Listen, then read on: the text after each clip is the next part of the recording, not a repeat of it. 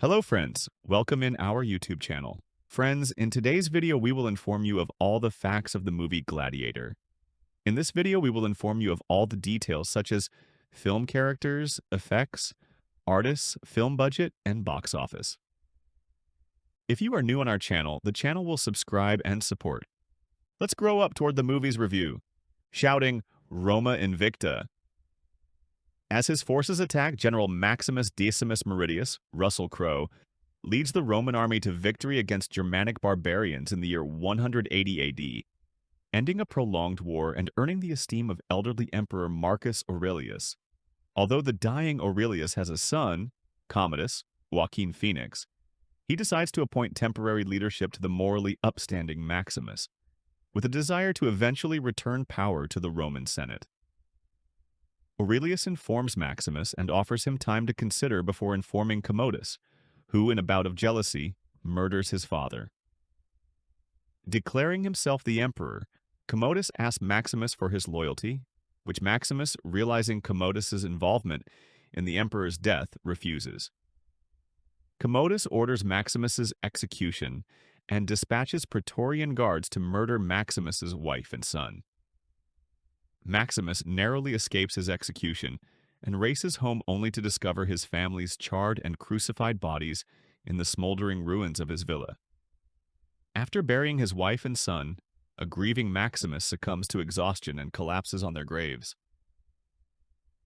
Slave traders find Maximus and take him to Zucabar, a rugged province in North Africa, where he is purchased by Proximo, the head of a local gladiator school. Distraught and nihilistic over the death of his family and betrayal by his empire, Maximus initially refuses to fight, but as he defends himself in the arena, his formidable combat skills lead to a rise in popularity with the audience. As he trains and fights further, Maximus befriends Hagen, a Germanic barbarian, and Juba, a Numidian hunter, the latter becoming a close friend and confidant to the grieving Maximus, the two speaking frequently of the afterlife and Maximus's eventual reunification with his family. In Rome, Commodus reopens the gladiatorial games to commemorate his father's death, and Proximo's company of gladiators are hired to participate. In a recreation of the Battle of Zama, incorrectly named the Battle of Carthage, at the Colosseum, Maximus leads Proximo's gladiators to decisive victory against a more powerful force. Much to the amazement of the crowd, Commodus descends into the arena to meet the victors and is stunned to discover Maximus as the leader of Proximo's gladiators. The emperor, unable to kill Maximus because of the crowd's roaring approval for him, sulks out of the arena. As the games continue, Commodus pits Maximus against Tigris of Gaul, Rome's only undefeated gladiator, in an arena surrounded by chained tigers with handlers instructed to target Maximus. Following an intense battle, Maximus narrowly defeats Tigris and awaits Commodus' decision to kill or spare Tigris. As Commodus votes for death, Maximus spares Tigris, deliberately insulting the emperor and garnering the audience's approval. His bitter enemy, now known as Maximus the Merciful, Commodus becomes more frustrated at his inability to kill Maximus or stop his ascending popularity while Commodus' own popularity shrinks. Following the fight, Maximus meets his former servant Cicero, who reveals that Maximus's army remains loyal to him. They are camped at the port Ostia. Maximus forms a plot with Lucilla, Commodus' sister, and Senator Gracchus to reunite Maximus with his army and overthrow Commodus. Commodus, however, suspecting his sister's betrayal, threatens her young son and forces her to reveal the plot. Praetorian guards immediately storm Proximo's gladiator barracks, battling the gladiators while Maximus escapes. Hagen and Proximo are killed in the siege while Juba and the survivors are imprisoned. Maximus escapes to the city walls only to witness Cicero's death and be ambushed by a legion of Praetorian guards.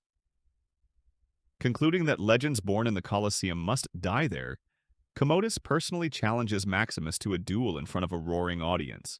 Acknowledging that Maximus's skill exceeds his own, Commodus deliberately stabs Maximus with a stiletto, puncturing his lung, and has the wound concealed beneath the gladiator's armor. In the arena, the two exchange blows before Maximus rips the sword from Commodus' hands. Commodus requests a sword from his guards, but they betray him and refuse to lend him their weapons.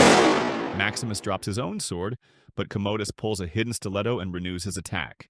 Maximus then beats Commodus into submission and kills him with his own stiletto. As Commodus collapses in the now silent Colosseum, a dying Maximus begins seeing his wife and son in the afterlife. He reaches for them but is pulled back to reality by the Praetorian prefect Quintus, who asks for instructions. Maximus orders the release of Proximo's gladiators and Senator Gracchus, whom he reinstates and instructs to return Rome to a Senate-based government. Maximus collapses, and Lucilla rushes to his aid. After being reassured that her son is safe and Commodus is dead, Maximus dies and wanders into the afterlife to his family in the distance. Senator Gracchus and Proximo's gladiators carry his body out of the Colosseum. That night, a newly freed Juba buries Maximus's two small statues of his wife and son in the Colosseum, and says that he too will eventually join them, but not yet. In Anno Domini Centum Octogenta, the Roman general Maximus Decimus Meridius intends to return home after he leads the Roman army to victory against Germanic tribes near Vindobona. Emperor Marcus Aurelius tells Maximus that his own son, Commodus, is unfit to rule, and that he wishes Maximus to succeed him as regent to restore the Roman Republic. Angered by this decision, Commodus secretly assassinates his father. Commodus proclaims himself the new emperor and requests loyalty from Maximus, who refuses. Maximus is arrested by Praetorian guards led by Quintus, who tells him that he and his family will die. Maximus kills his captors and, wounded, rides for his home near Tergalium, where he finds his wife and son murdered. Maximus buries them and collapses from his injuries.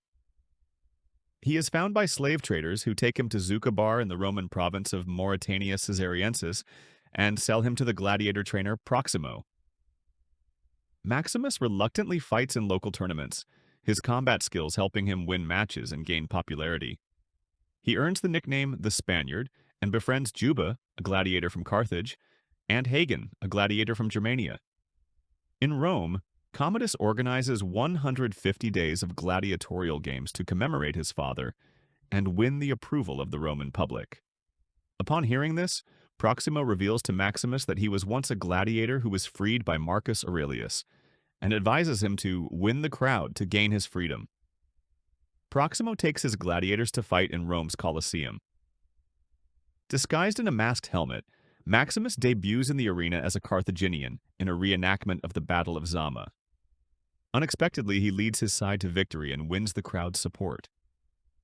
Commodus and his young nephew Lucius enter the Colosseum to offer their congratulations. Seeing Lucius, Maximus refrains from attacking Commodus, who orders him to reveal his identity. Maximus removes his helmet and declares his intent to seek vengeance. Commodus is compelled by the crowd to let Maximus live. That evening, Maximus is visited by Lucilla, his former lover and Commodus's sister. Distrusting her, Maximus refuses her help. Commodus arranges a duel between Maximus and Tigris of Gaul, an undefeated gladiator. Several tigers are set upon Maximus, but he prevails. At the crowd's desire, Commodus orders Maximus to kill Tigris, but Maximus spares his life in defiance. In response, the crowd chants, "Maximus the Merciful," angering Commodus. To provoke Maximus, Commodus taunts him about the murder of his family, but Maximus resists the urge to strike him. Increasingly paranoid, Commodus instructs his advisor, Falco, to have every senator followed, and refuses to have Maximus killed for fear he will become a martyr. Maximus discovers from Cicero, his ex-orderly, that his former legions remain loyal to him. He secretly meets with Lucilla and Gracchus, an influential senator. They agree to help Maximus escape Rome to join his legions in Ostia, oust Commodus by force, and hand power back to the Roman Senate. The Praetorians arrest Gracchus. Lucilla meets Maximus at night to arrange his escape. They share a kiss. Commodus becomes suspicious when Lucius innocently hints at the conspiracy. Commodus threatens Lucilla and Lucius, and has the Praetorians attack the gladiators' barracks. Proximo and his men sacrifice themselves to enable Maximus to escape, but Maximus is captured at the rendezvous with Cicero, where the latter is killed. Commodus demands that Lucilla provide him with an heir. He challenges Maximus to a duel in the Colosseum to win back public approval and stabs him before the match to gain an advantage. Despite his injury, Maximus disarms Commodus during the duel. After Quintus and the Praetorians refuse to help him, Commodus unsheathes a hidden knife. Maximus overpowers Commodus and drives the knife into his throat, killing him. Before Maximus succumbs to his wound, he asks for political reforms, the emancipation of his gladiator allies, and the reinstatement of Gracchus as a senator. As he dies, Maximus envisions reuniting with his wife and son in the afterlife. His friends and allies honor him as a soldier of Rome and carry his body out of the arena. That night, Juba visits the Colosseum and buries figurines of Maximus' wife and son at the spot where Maximus died. David Franzoni, who wrote the first draft of the Gladiator screenplay, traveled across Eastern Europe and the Middle East by motorcycle in 1972. Everywhere I went in Europe, there were arenas, Franzoni recalled. Even as I went east, going through Turkey, I began to think to myself, this must have been a hell of a franchise. During a stop in Baghdad, Iraq, he started reading the 1958 Daniel P. Mannix novel, Those About to Die, which gave him the idea for Gladiator. 25 years later, Franzoni wrote the screenplay for Steven Spielberg's Amistad, which was Spielberg's first film for DreamWorks Pictures.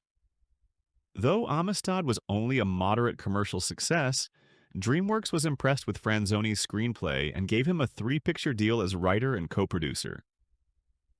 Remembering his 1972 trip, Franzoni pitched his Gladiator story idea to Spielberg, who immediately told him to write the script. After reading the ancient Roman text Historia Augusta, Franzoni chose to center the story on Commodus. The protagonist was Narcissus, a wrestler who, according to the ancient historians Herodian and Cassius Dio, strangled Commodus to death. DreamWorks producers Walter F. Parks and Douglas Wick felt that Ridley Scott would be the ideal director to bring Franzoni's story to life. They showed him a copy of Jean-Léon Gérôme's 1872 painting Paulus Verso, which Scott said portrays the Roman Empire in all its glory and wickedness. He was so captivated by the image that he immediately agreed to direct the film. When Parks pointed out that Scott did not know anything about the story, Scott replied, "I don't care, I'll do it." Once Scott was on board, he and Franzoni discussed films that could influence Gladiator, such as One Flew Over the Cuckoo's Nest, La Dolce Vita, and The Conformist. However, Scott felt Franzoni's dialogue lacked subtlety, and he hired John Logan to rewrite the script. Logan rewrote much of the first act and made the decision to kill off Maximus' family to increase the character's desire for revenge. In November 1998, DreamWorks reached a deal with Universal Pictures to help finance the film. DreamWorks would distribute the film in North America, while Universal Pictures would distribute it internationally. Before Russell Crowe was cast as Maximus, several other actors were considered for the role, including Antonio Banderas, Mel Gibson, and Tom Cruise. Gibson turned down the role as he was already committed to The Patriot, 2000. However, producers had Crowe at the top of their list after his breakout performance in L.A. Confidential, 1997. Jude Law auditioned for Commodus, but Joaquin Phoenix was offered the part after sending in a knockout audition tape. Jennifer Lopez reportedly auditioned for Lucilla, but the role went to Connie Nielsen. The film was shot at 3 main locations between January and May 1999. The opening battle scene set in the forest of Germania was shot at Bourne Wood near Farnham, Surrey, in England. When Scott learned that the Forestry Commission was planning to remove a section of the forest, he obtained permission to burn it down for the scene. The scenes of slavery, desert travel, and the gladiatorial training school were shot in Ouarzazate, Morocco. The scenes set in Rome were shot in Malta, where the crew built a replica of about 1/3 of the Colosseum to a height of 52 feet, 16 meters. The other 2/3 and remaining height were added digitally. The scenes of Maximus' farm were filmed in Val d'Orcia, Italy. When filming battle scenes, Scott and cinematographer John Matheson used multiple cameras filming at various frame rates and used a 45-degree shutter, which resulted in stylized visuals similar to those found in Saving Private Ryan. For the fight sequence involving tigers, both real tigers and a dummy tiger were used. Some of the live animals were filmed on set with the actors, and some were filmed against a blue screen and then digitally composited into the scene. Crowe was injured multiple times during principal photography. Describing the impact filming had on his body, Crowe said, "I've still got a lot of little scars." He added, "I've had Achilles tendons go out, knees go out, both shoulders. This shoulder's actually had an operation on it. I've got a lower back thing that just won't go away. And that's from a couple sort of fall impacts during fight sequences." Oliver Reed died of a heart attack on May 2nd, before all his scenes had been filmed. His character, Proximo, was meant to survive, but after Reed's death, the script was revised to include his death at the hands of the Praetorian Guard. To make it appear that Reed had performed the entirety of Proximo's scenes, a body double was used, and Reed's face was digitally attached to the body of the double in post-production. The film is dedicated to Reed. A foolish choice in art direction casts a pall over Ridley Scott's Gladiator that no swordplay can cut through. The film is dull, fuzzy, and indistinct. Its colors are mud tones at the drab end of the palette, and it seems to have been filmed on grim and overcast days. This darkness and a lack of detail in the long shots helps obscure shabby special effects. The Colosseum in Rome looks like a model from a computer game, and the characters bring no cheer. They're bitter, vengeful, depressed. By the end of this long film, I would have traded any given gladiatorial victory for just one shot of blue skies. There are blue skies in the hero's dreams of long-ago happiness, but that proves the point. The storyline is rocky on downers. The hero, a general from Spain named Maximus, Russell Crowe, is a favorite of the dying emperor Marcus Aurelius, Richard Harris. After Maximus defeats the barbarians, Marcus names him protector of Rome. But he is left for dead by Marcus's son, a bitter rival named Commodus. The name comes from the Latin for convenient, and not what you're thinking.